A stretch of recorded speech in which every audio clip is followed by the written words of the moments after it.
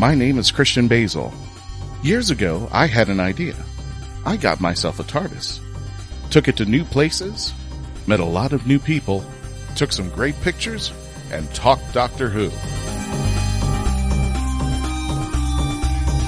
From Krypton Radio and the creators of the Hangin web show, this is the legend of the traveling TARDIS.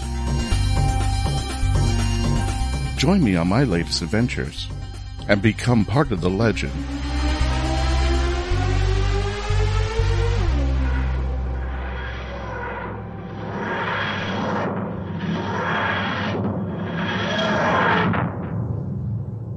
Welcome, ladies and gentlemen, to the Legend of the Traveling TARDIS. My name is Christian Basel. I'm the host of this show, and we're excited because we are going to be reviewing Ascension of the Cybermen, which is the first part of a two-parter that is going to be the series finale for Series 12. And we're just excited because a lot to unpack about this episode. A lot that's been going on. Lots of rumors going around, and it's just non-stop craziness there. My name, again, is Christian Basel. I'm the host of this show, and with me today are my co-producer, Melanie Dean. How you doing, Melanie? Doing quite well. Hello, everybody. Glad to be on, and especially since I missed the last episode because my power went out. I know. And the haunting was so amazing. Somebody didn't want you to be on. I was so mad. I was like, no, I want to talk about this one. It's okay. It was just as she gurgled into the microphone. Okay, shutting up. It was just us boys doing the review last week. So, yes, we're going to be doing Ascension of the Cybermen. Coming up also is Mackenzie Flohr, author of the Rite of Wands series. Mackenzie, how you doing? Oh, she's putting up her cat. I'm doing well, and that was pause.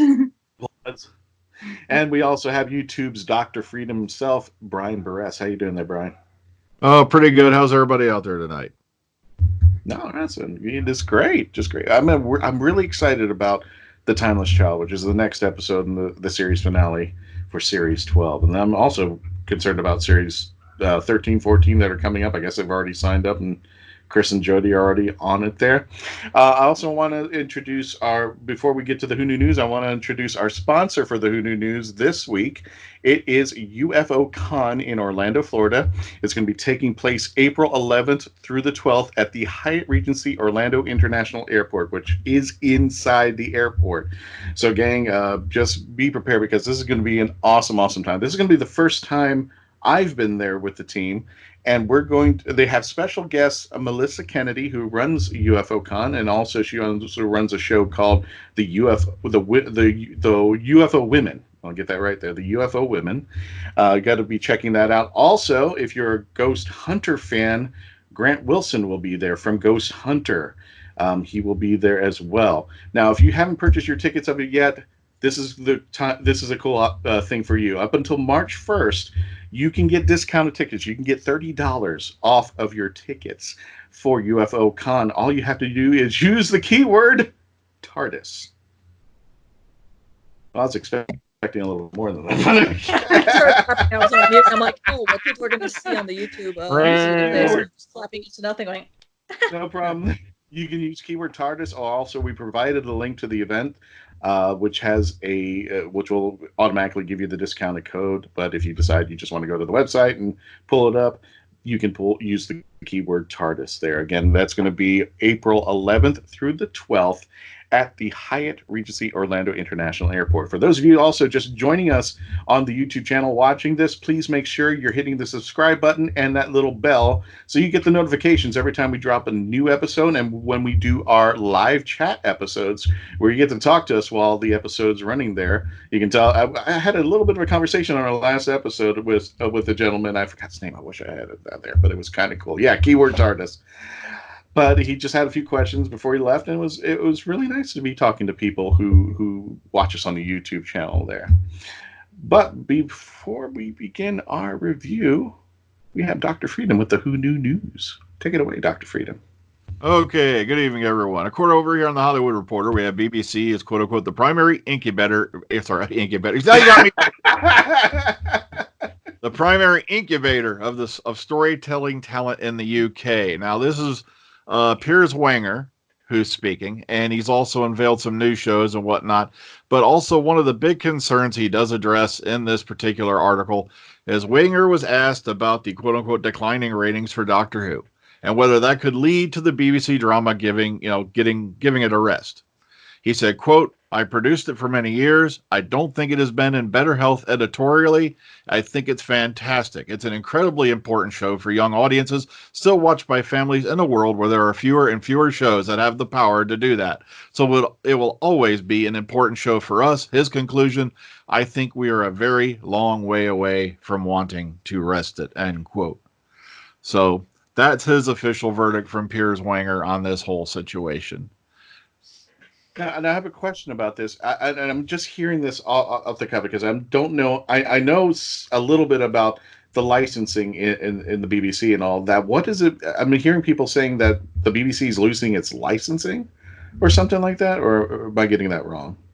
Word is that the license thing, I think, goes up for review again. A lot of people seem to be living under this delusion that because you can get like streaming services that are about the same price, that, why don't the BBC do that? But as I think RTD brought up even earlier this year, he goes, yeah, look, you've got this HBO streaming service. So you've got no news, no local programming, no original programming, no radio. And meanwhile, you're paying X number of dollars for that streaming service. Yet people seem to think that if you pay that much for the BBC, you're going to get the same thing if it goes streaming only. So that's been the big thing is, they're trying to decide whether to keep the licensing fee thing going or giving that a rest and going to a different system. But I really hope they don't, because BBC has provided us so much great programming for the last God knows how many years that in order to do that, I think it would take away from it and they'd end up losing a ton of money. In the end, it'll just kill the quality of it altogether. No, I just want to throw that out there because I remember seeing, strangely enough, Sesame Street on HBO now. It's on HBO Family, but you have to pay for that. You had to pay for HBO to be on there. What would you think if the BBC became a commercial entity? If it became a company that put commercials in place now, it became something like what we have in the U.S. Do you think the quality would go down, or do you think they might try to find a way around it? Well, then in that case, you're pandering to sponsors, which is something the BBC never had to do. So instead of some of the quality programming you have out there, I don't think a lot of the modern day sponsors would go for it. And so in the end, you're going to lose something, even if you go that route. So you don't have to, with sponsors, you have to answer to sponsors like we do. We have to make sure we keep up with appearances and such like that. But it could lose the artistic value. It could go down in quality because now we have this, and plus we've got to put commercials in between the shows now. Which, as much as I appreciate that somebody's paying to the BBC to have Doctor Who on BBC America, yeah, those commercials are lengthy. I think in some cases they're longer than the actual scene that we're watching. It'll be like a scene of 7 minutes, but a commercial run of 10 minutes on BBC America. Again, I appreciate it, but I'm just like. That's why I put it on the DVR, so I can actually go and fast forward those commercials every now and then. Brian, what else do we got on the news? Okay, over on Entertainment Weekly, we have Doctor Who star Sacha Dhawan teases quote-unquote an incredibly emotional season finale. According to him, this is what he said. I was like, I don't think I'm going to be able to do this. I'm not even sure if I'm right for this, he told Entertainment Weekly. He goes, and Matt Stevens was like, no, of course you're ready for it. And they were like, don't worry, turn up on the day and do your thing. And he goes, no, I can't do that. So he was really nervous about even trying to take on this role, is what they're trying to push in this article. Right. And he eventually just, muscled up, pushed on through it. And, it's just, I think he's done an amazing job myself. So I don't know. No, I think in general, everybody likes him as the master. I think everybody just had a little quorum. There's like, I think they brought the master back a little bit too soon, but there's no doubt he is a good master. So I think that's the give and take there. Is everybody in agreement with that, or do you have your own take as far as Sacha taking over as the master? I think that was the only concern. I think he just came in a little too soon. I think sorry. It's okay. You probably just thought. I just think after such a riveting performance with Michelle Gomez, I think it's a little too soon. Yeah. I do agree with you wholeheartedly that he is a brilliant master. His portrayal is very fun, very classic Who. But I think it's just very, very soon, because even that was my first reaction, that, call me master, it just was, I just think it's just too soon. There. Mackenzie?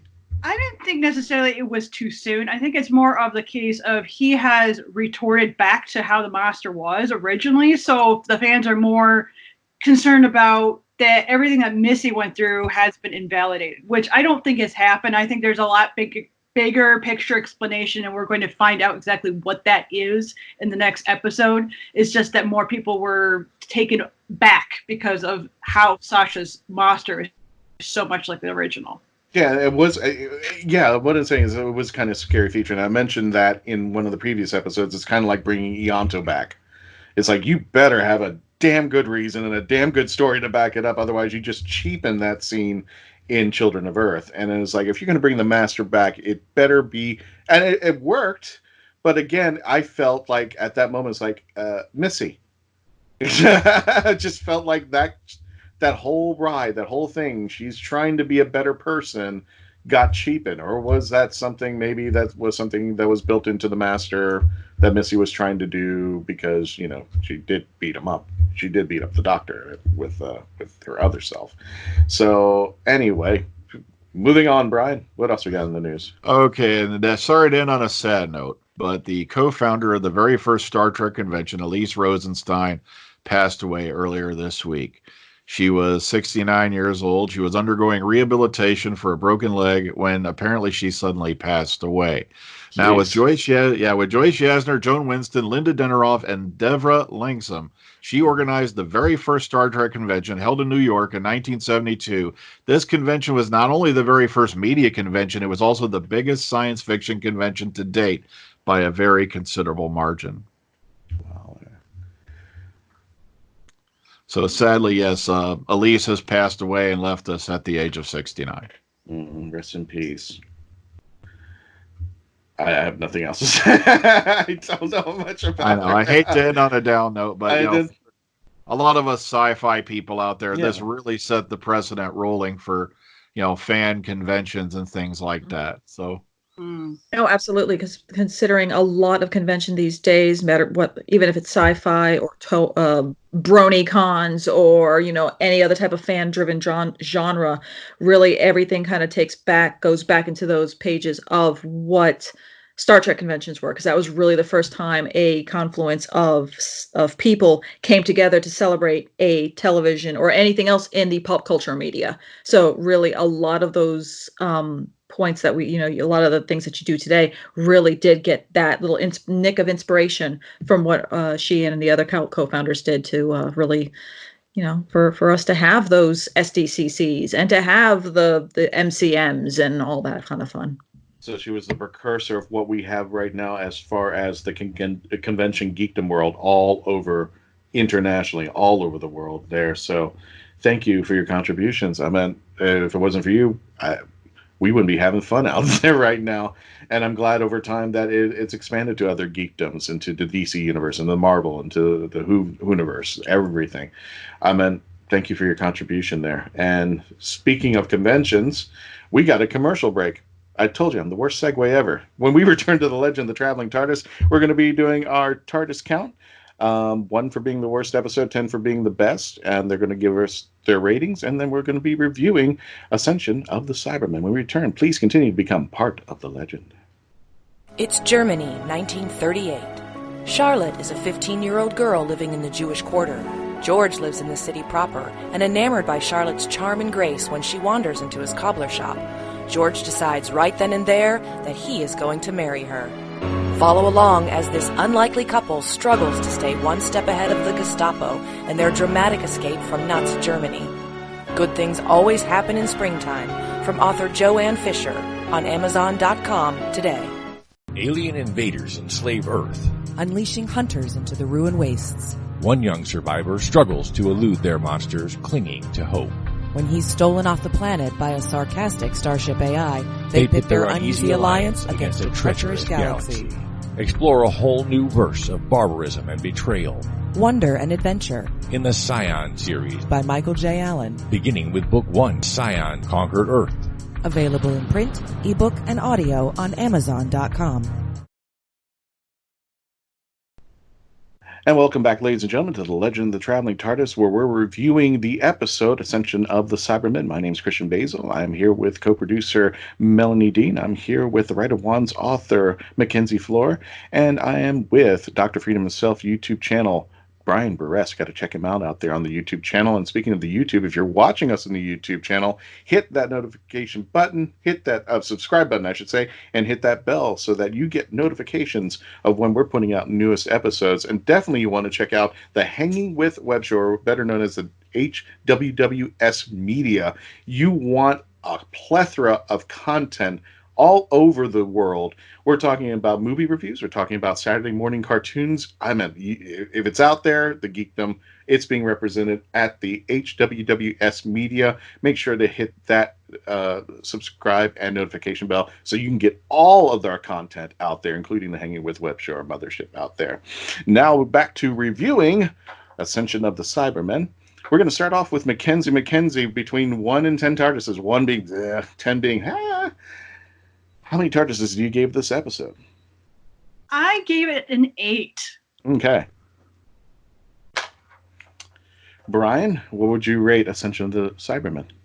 I gotta cut the TARDIS in half. I gave it. Why do you have to do it in that voice? I really did. I just had to do it. I've given it a 9.5. 9.5. Melanie, how would you rate Ascension? I am mimicking somebody else's one on here, and it doesn't involve cutting a TARDIS in half for once. I'm going with Mackenzie on an 8. It was a very solid episode.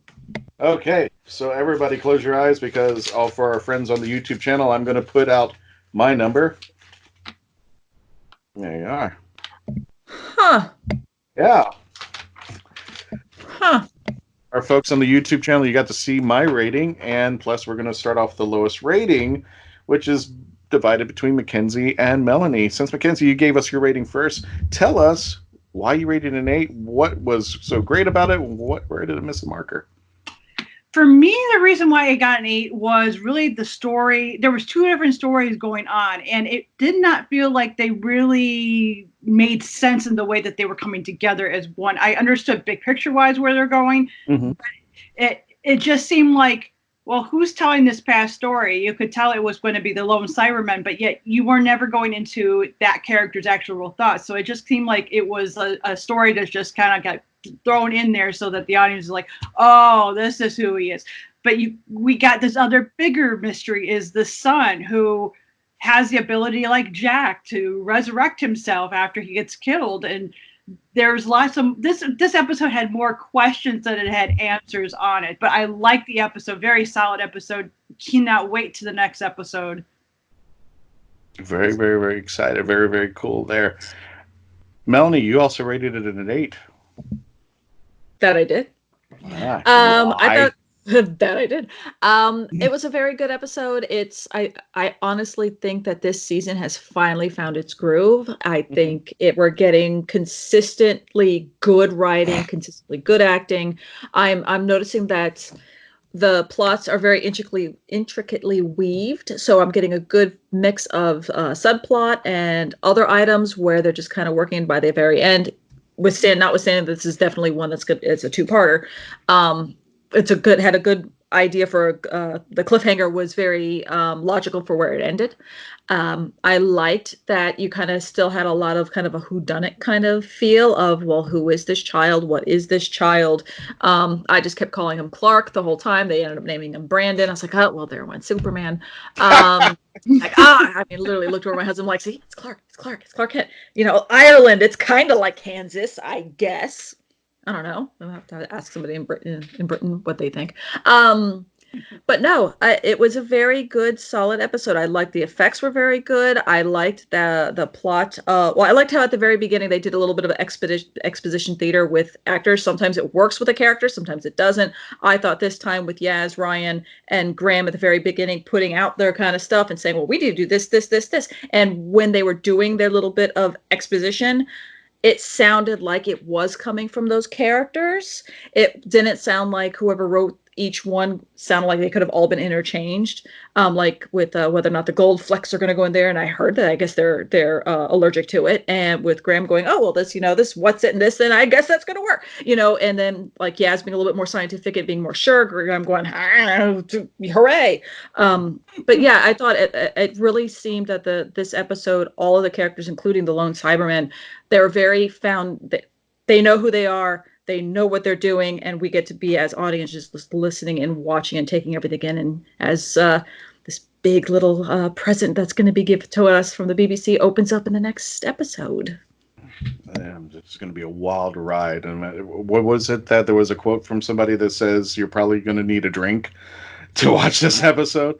Is that going to be during or after or before the episode? Which is the question. It was just like, how much impact are we going to need that this is going to drive home? Brian, you rated this a 9.5. Now, I wanted to address this because I didn't address this when we were chatting earlier. I said that the Doctor is Skynet and John Connor, meaning that she started the cyber race. She rebooted the cyber race, and then she has to stop the cyber race. So that's where I was coming up with that comment there. Just to refresh it there. You rated a 9.5, almost perfect. What was the good part, and where did it just drop a half a TARDIS? Well, it dropped half a TARDIS with the cyber drones. And the only main reason why was while they were cool, while they were interesting, it's really, you couldn't have come up with something a little better, like maybe flying cybermats. But also the fact that I was scrolling through my, Facebook or something this week. Yeah. And suddenly I had a flashback to the end of this season of the Orville. The Kalons also had flying heads. So I'm like, no, I can't give you a full 10 because it seems like you kind of borrowed that idea from the Orville, where the heads pop off, become these flying killer drones. But also it reminded me a lot of the Toclafane. I don't know why. We don't know if there's actual brains in there or not.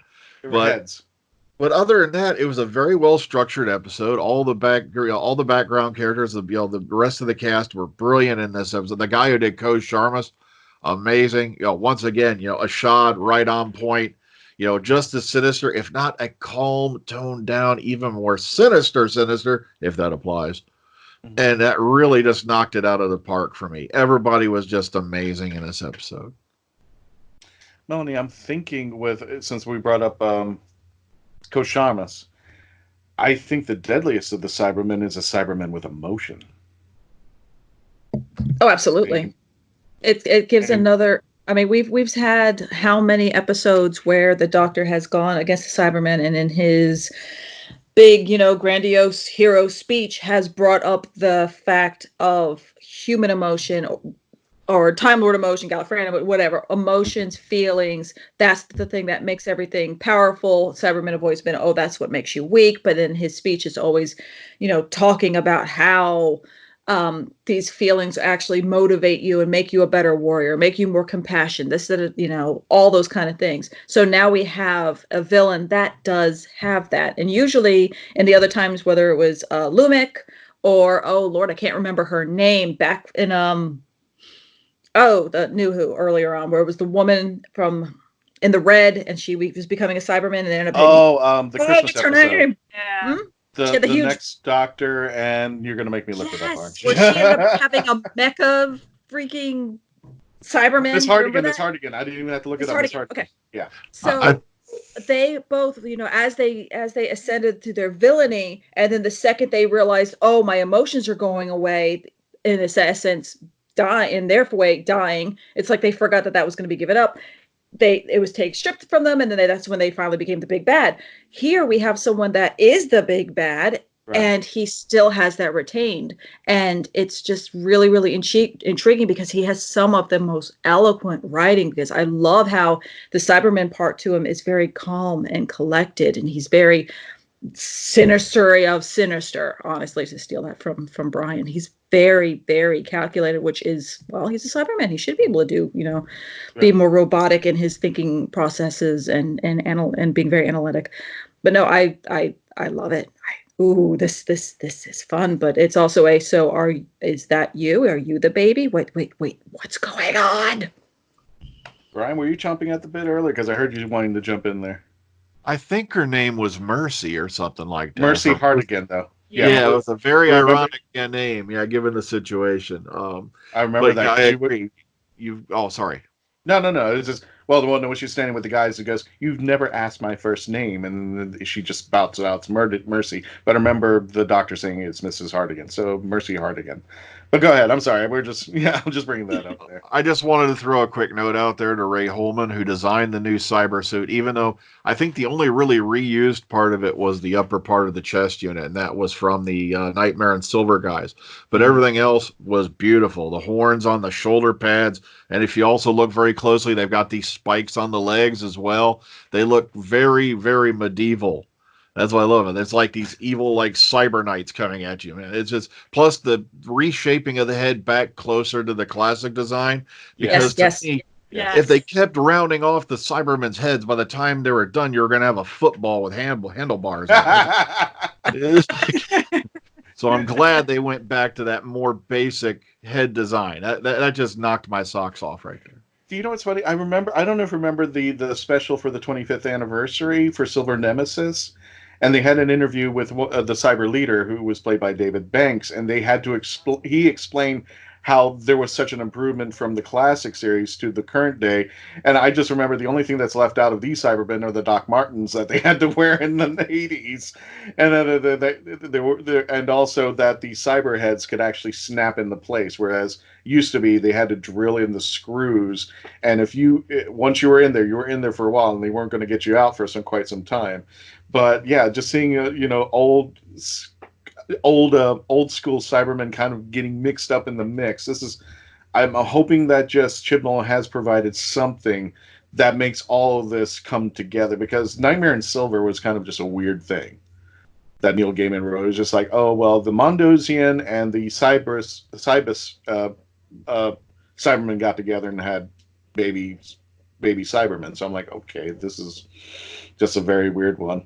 Mackenzie, I'm going to ask you a question, and we're about to hit a break, but I want to leave this thought process, because what I had was, the question is, going off of what I asked Melanie, was that the danger of the Cybermen, or at least Ko Shamas, where he actually has that brain screw up with Mary Shelley, where he looks like he's convincingly going to, you see the humanity and everything of that, and that actually is thrown against Mary when he finally just turns on her and in that episode, in the Villa Dottie episode. I was just like, oh my god, that is just so painful to watch. You bass. That's what I had to say. So the question is, are emotions a weakness? When we return to the Legend of the Traveling TARDIS, please stay logged on, stay tuned in, and always to become part of the legend. Now on Amazon.com, iCoin from author Jeremy Mosby. It's an alternate reality, and the leader of the planet iCoin is none other than Benjamin Franklin. When corrupt officials threaten not only iCoin but the Earth as well, an unlikely chosen one, Jeremy, must face dark foes to save the Earth and iCoin alike. Author Jeremy Mosby takes readers on a superhero's adventure through this compelling and imaginative alternate universe. Get iCoin on Amazon.com today. Jackie Sonnenberg's My Soul to Keep is a ghost story rooted in the realities of actual cults. When 13-year-old Sky Monroe arrives at her new boarding school, all she can think about is death and connecting with the afterlife. Soon she discovers her school's spirituality group, the Guardians of Light, and they have a secret. They can speak with the dead, and the organization is a cult. But this isn't Sky's only problem. The campus house where Sky resides is haunted, and even the ghosts have an agenda. They intend on getting the souls they want. Filled with mystery and intrigue plucked straight from the headlines, author Jackie Sonnenberg's research and attention to detail give this ghost story an even more eerie atmosphere. Find My Soul to Keep on Amazon.com today.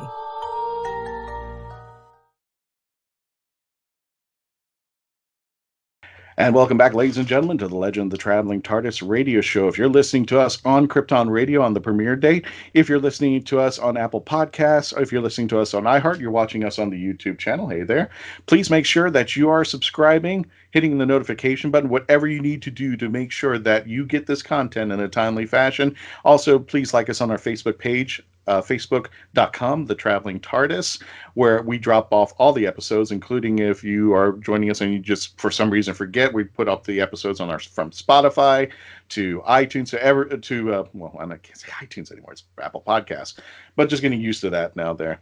And the question is now addressed to Mackenzie. Now we continue our review of Ascension of the Cybermen. Are emotions a weakness? You know, that's a really good question, because growing up, I was raised with emotions make you weak. And I have to disagree with that now. I think that emotions both can be a weakness if you use your emotions in the wrong direction. If you manifest it to be, say, evil, or you make a decision that is just causes, based on emotions, that it causes, well, like the destruction of Gallifrey, for example, because the master has said he did that, but that's something. Because Chibnall wrote it. Yeah. So anyway.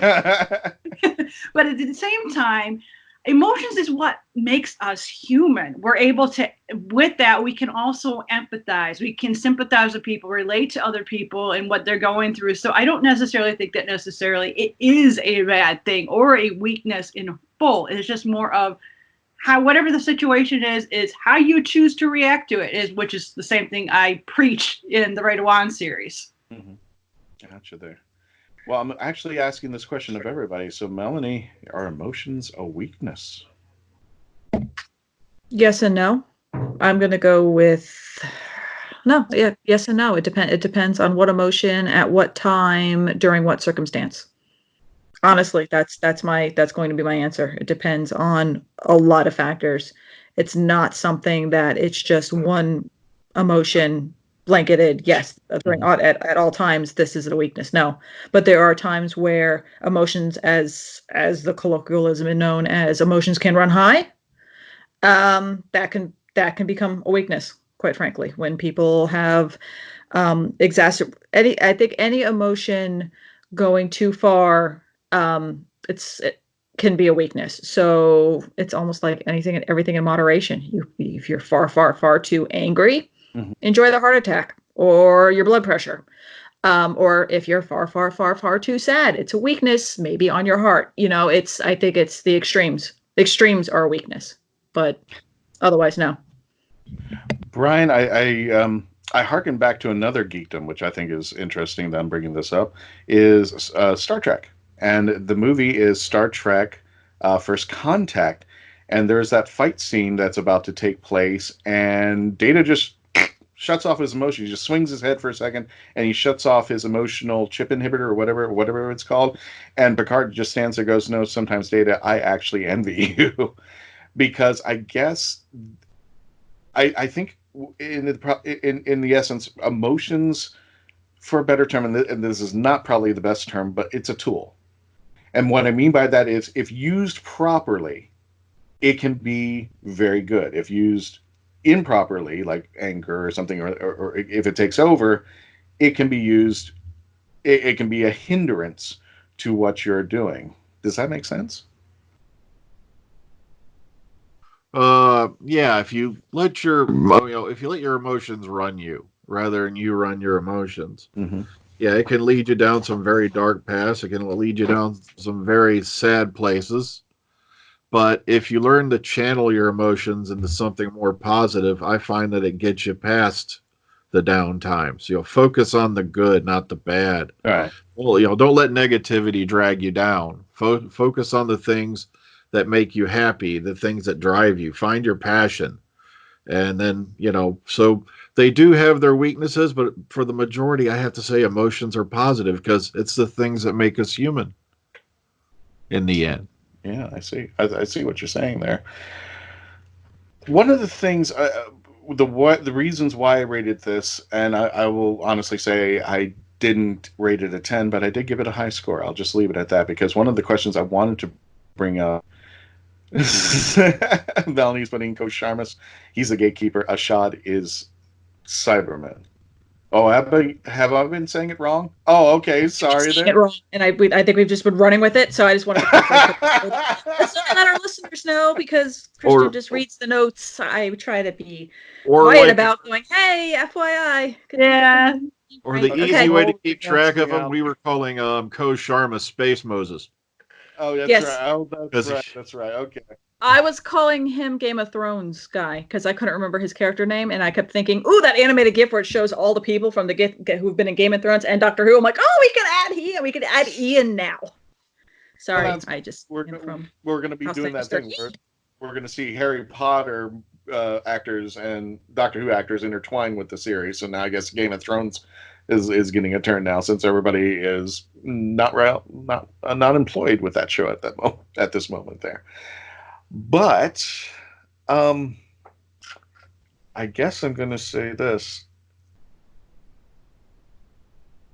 Wow, I don't know. I right now I'm just having a brain, you know what, and for whatever reason I'm still going over the cyber heads that turned into the Orvilles. Well, I agree wholeheartedly with Brian. That's what knocked mine down to an 8. I did the heads maybe just. I remember looking over again at Kevin going, they've had other cyber everything. They've had the cyber gnats. They've had, just so many different cyber things. Why is it a bunch of handles are just coming at me? And I'm going, oh, come on, guys, please.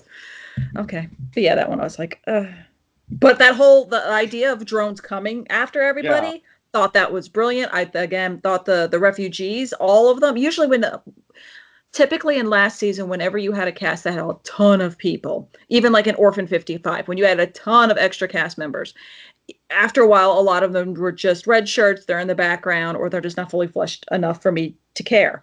And this one, I actually did feel bad for all of the refugees. I already kind of saw that clearly there was the older brother taking care of the younger brother who had some, maybe perhaps PTSD or other developmental issues.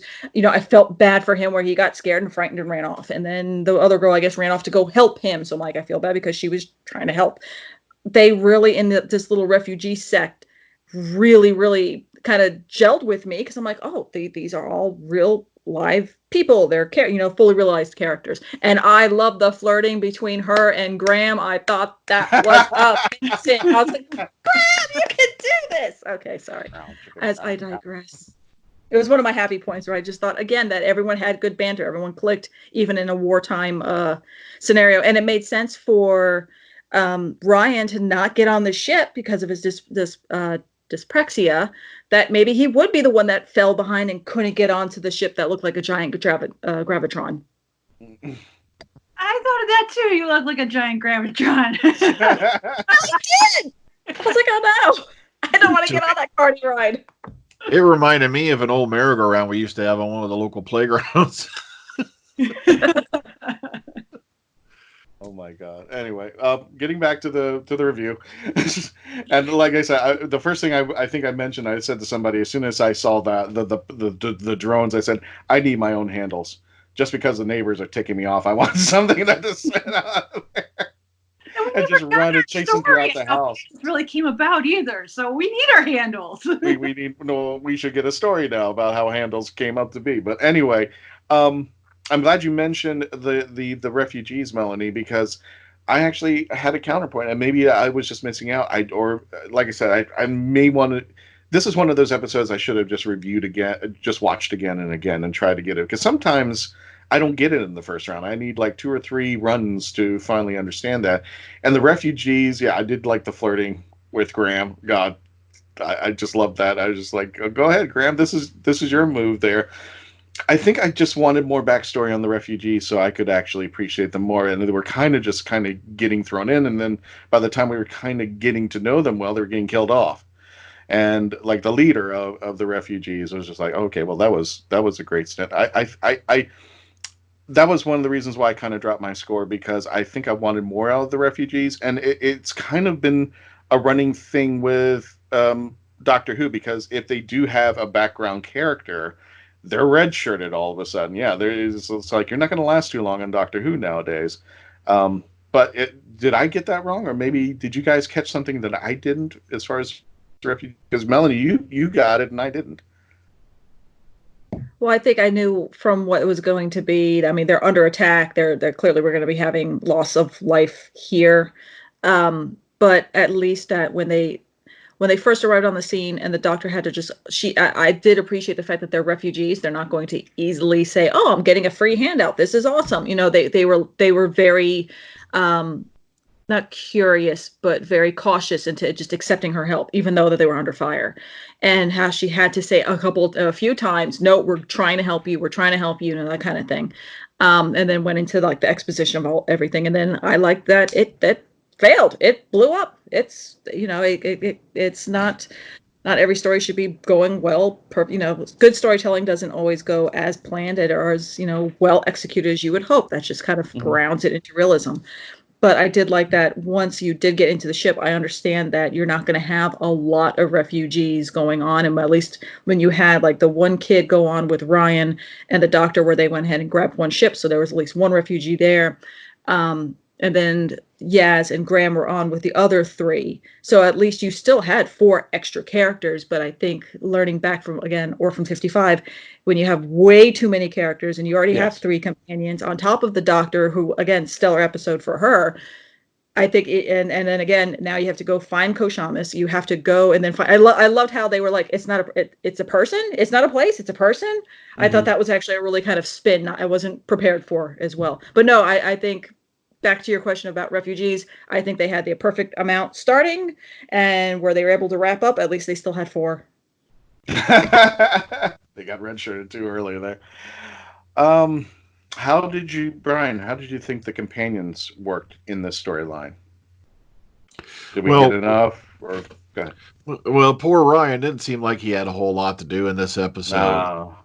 And the other 2 were mainly seemed like they're just primarily cheerleading the others on, you know, trying to keep their hopes up. But at the same time, that's probably what they would be doing in that situation. Mm-hmm. Plus, how many here found it ironic that the character they finally get hitting on Graham is played by Julie Graham? I did not know that, but okay. Yeah. Oh, I didn't know that.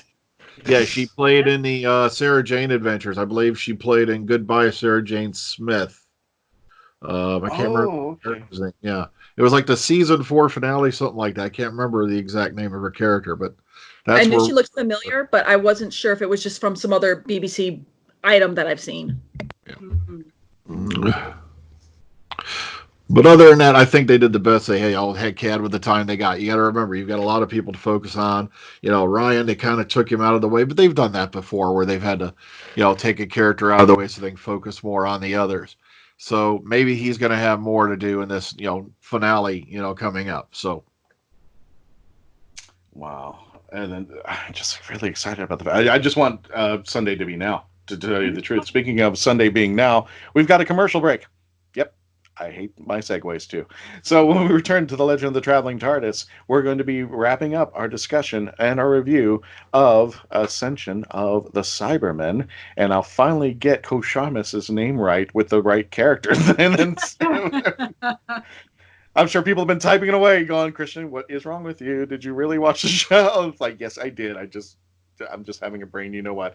When we return, please continue to become part of the legend.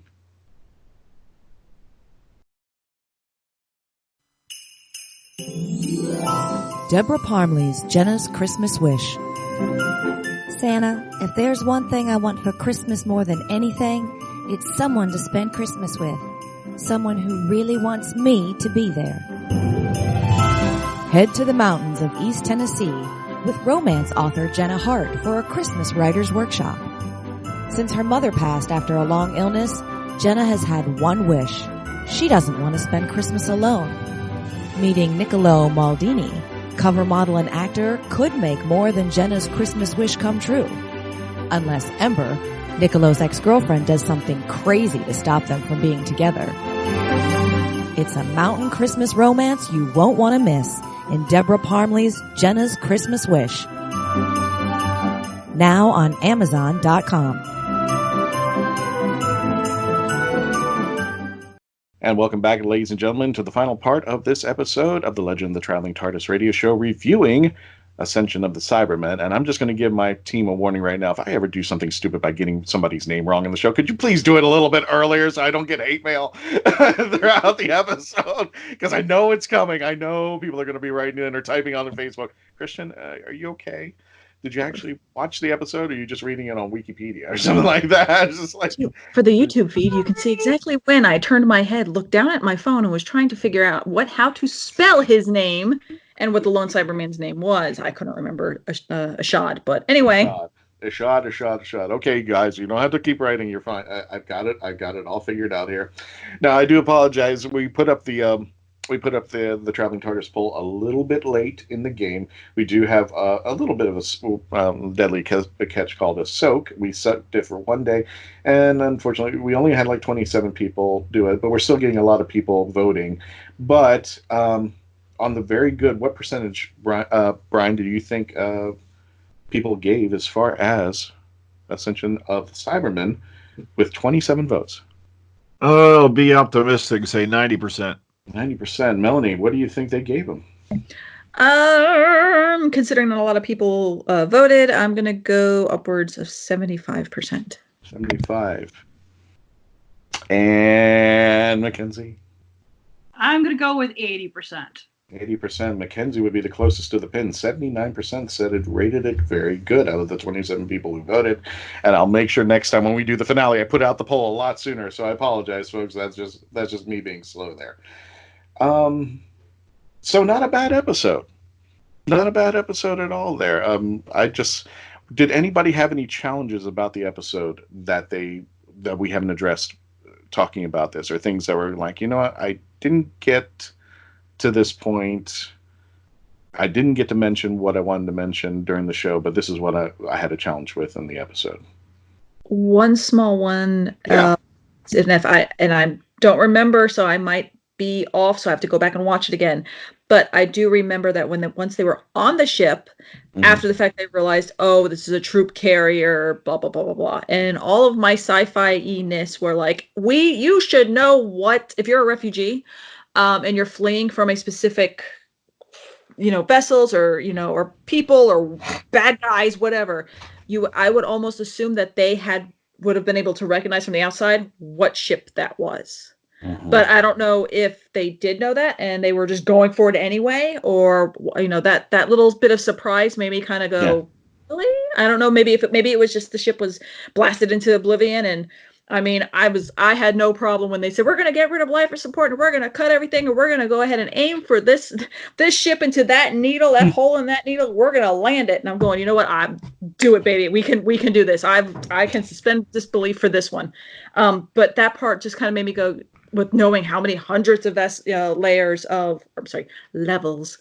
of Cybermen they were on. I was just kind of like, you guys don't. I would have just assumed that they would have known what a troop carrying vessel might have looked like. Just that, and then, I mean, that's a really, really weird nuance for me. Being sci-fi nerd, of knowing like every Battleship Galactica vessel and old school and every Star Wars vessel, and I can tell you all the different types of troop class, all those kind of things, and just going, okay. So that was mine. Sorry. No worries. Stopping. But the real question about this episode and the real question about this show that needs to be addressed, because if we don't ask it, we're not doing our job. Mackenzie, who's Brennan? That is Razalon, is my theory. And this is the reason why I'm thinking this is why. We had, last time we saw Razalon, the 12th Doctor had kicked him off of Gallifrey and he was excluded. So we know that was more likely a while ago. The other thing that was, if you looked at the credits, which I caught this right at the end, I don't normally follow the credits, but this particular time I was looking at them and I noticed that the actor who was playing Kushamas was also credited to play the older, and I completely forgot his name. I was going to say Bernard, but I know that's not correct. He was the same actor. So going on that, it also happened that Mandip accidentally put a photograph up on Instagram and then deleted it. But I screenshot because I happened to be on there at the same time, and I'm like, oh, so I went back without spoiling anything. If people wanted to have an idea of what her photograph was and you didn't get to see it, go back to Classic Who, particularly the Revenge of the Cybermen during the Fourth Doctor, Tom Baker, and you're going to get a little bit more idea of where we're going in this next episode. Mm-hmm. Brian, same question. Who do you think Brandon is? Who do you think that abandoned baby is? Baby. Got me. I'm not kidding. I've been trying to stay blissfully in the dark for this season, so I couldn't really take a guess at it offhand, but I know it's going to get paid off in the final episode. But the character of Brendan, that's right, that was his name, Brendan. Yeah. Yeah, him being Ko Sharmas, I could see it because when you kept asking Ko Sharmas questions, he goes, I've been here a very long time and things like that. So I'm wondering if that baby that got dumped there, who became, grew up to be Brendan, was a Time Lord of some type. Plus the fact that he fell off the Broadchurch cliffs and then suddenly he pops back up. I think that is the same cliffs. They do reuse them quite a bit.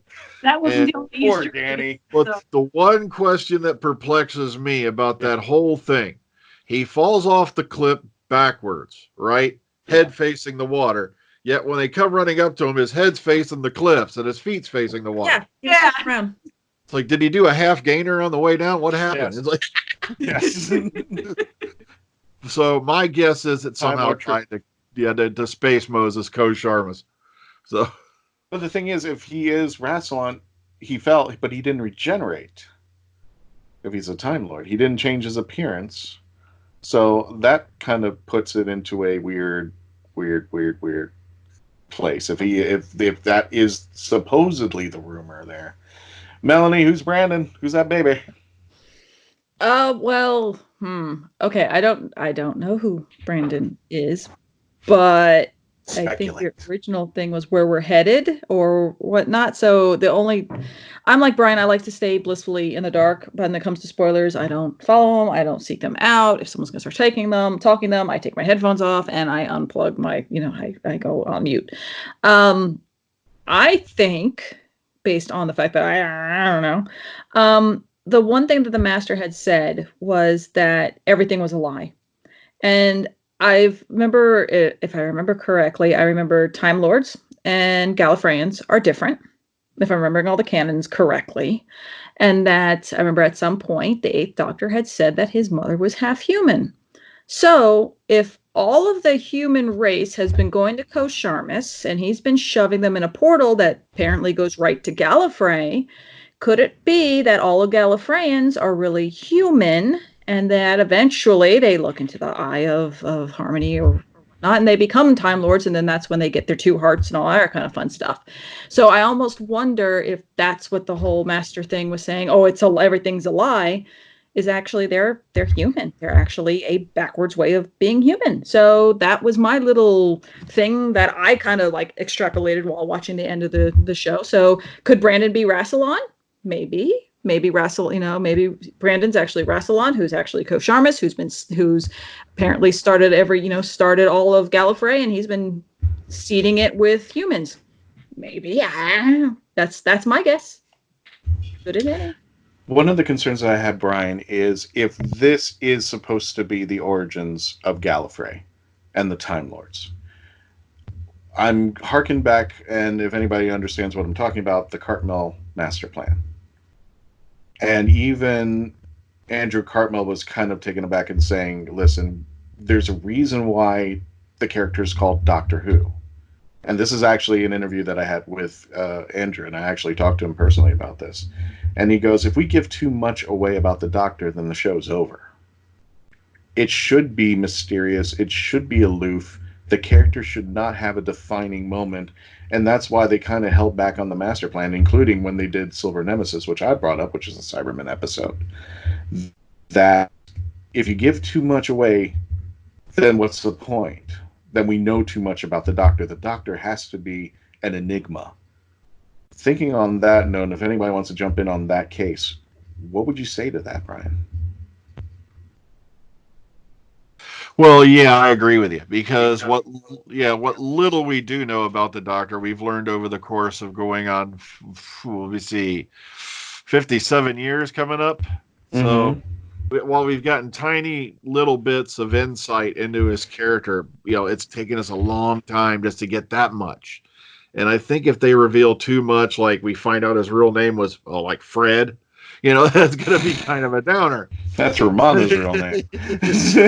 I love that, Fred. Fred. Yeah, so it's either Romana or Fred.